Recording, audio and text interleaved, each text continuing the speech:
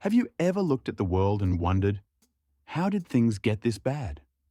Violence, corruption, betrayal. Sometimes it feels like darkness is winning. But this isn't new. There was a time when the world became so broken that God decided to wash it clean and begin again. Before we step into this story, make sure you've watched Episode 3, Cain and Abel, the first murder. It shows how sin began spreading through families and generations. You can watch it here. Let's go deeper. Generations passed after Cain and Abel. Humanity multiplied, but so did wickedness. The earth was filled with violence. People lived without restraint, without reverence, without love. Every thought of the human heart was corrupted. And God, grieving over his creation, made a decision. I will wipe from the face of the earth the human race I have created. But in the middle of the darkness, one man stood out. Noah was righteous, not perfect, but faithful. He walked with God when no one else did.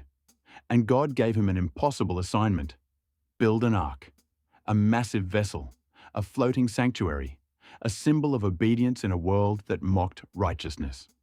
Noah obeyed, day after day, year after year, hammering, cutting, building, while people laughed, questioned, and ignored the warning. But Noah kept going, because obedience doesn't need applause.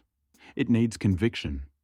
When the ark was finished, God sent the animals, 2 by 2, into the vessel. Imagine the sound: hooves, wings, claws, whispers of creation gathering under one roof. Then God said, "Go into the ark, you and your family." And when Noah entered, God himself shut the door. Judgment had begun. The sky broke open. Rain fell like never before. The fountains of the deep erupted. Water rose, swallowing cities, mountains, memories. Everything outside the ark perished. Everything inside was protected. For 40 days and 40 nights, the world drowned. But inside the ark, hope floated.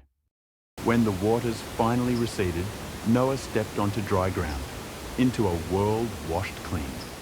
God made a covenant. Never again will I destroy the earth with a flood. And he placed a rainbow in the sky, a promise of mercy, a reminder of grace. Noah's story teaches us righteousness is possible even when the world is dark. Obedience protects us from storms we cannot see.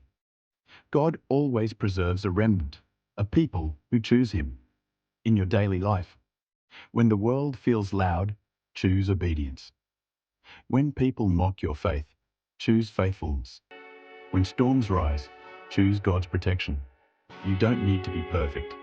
You just need to walk with God, like Noah did. But Noah's story is not the end. Humanity will rise again and fall again. And soon, people will attempt something bold, something prideful, something dangerous, a tower, a rebellion, a moment that will change the languages of the world forever.